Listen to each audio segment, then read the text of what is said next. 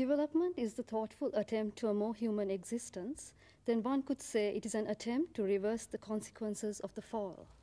The bit that struck me in looking at that reading and the reality that comes out of it is this, that in whatever development effort that will be involved in, there ought to be a spiritual component of it. Yes, you have to take into account the damage that was done to each of those three sides of the triangle in the fall that just came out of the readings before you can start to act to repair that damage. But then I think I would come in and say this is the difficult of it, because we are moving in to bring development maybe in an area where relationships are not so pronounced.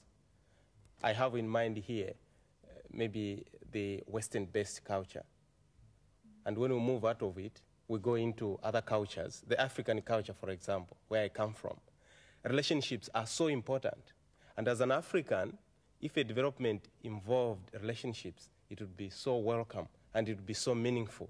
So it'd be quite significant for you. Certainly. Then. Certainly. Right. But if you take into account that God has started a process of restoration and of restoring relationships, and then development, Christian development comes in and becomes part of that process, I think it makes it easier to understand.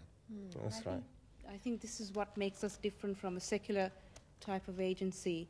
Their type of development wouldn't involve human relationships, so that's another aspect, I think. I've got a problem here. How do we hold on to the Christian perspective and yet not denounce or put down the spiritual component from another country?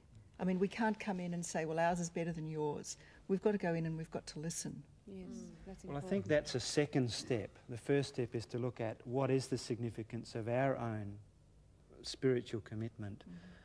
And then once we've understood that, then we can look at this second question of how do we mesh with others who have a different spiritual commitment.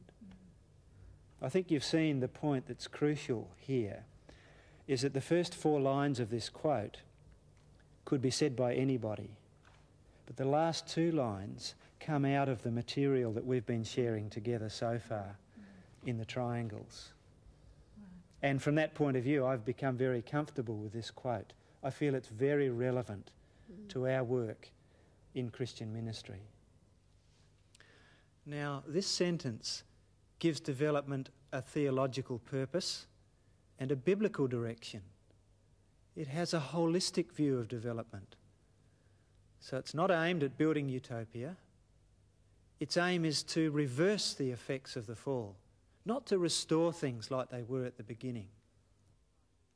When we look back over this part of the workshop on creation and the fall, we find holism is everywhere.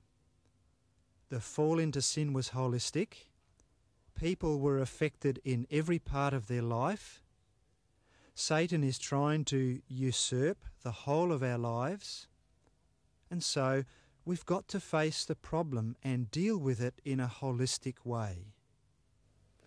And we see the value of this definition when we look at how God handled the recovery process. After he'd sent the couple from the garden, how did God act? What did he do to reverse the consequences of the fall? Well, we call it the plan of redemption. Now, to initiate his promise of future healing, God called out one man who he would make a blessing to everyone on the earth. Now, that certainly was a promise to reverse the effects of the fall. God's first major step in his recovery plan is represented in this next triangle diagram.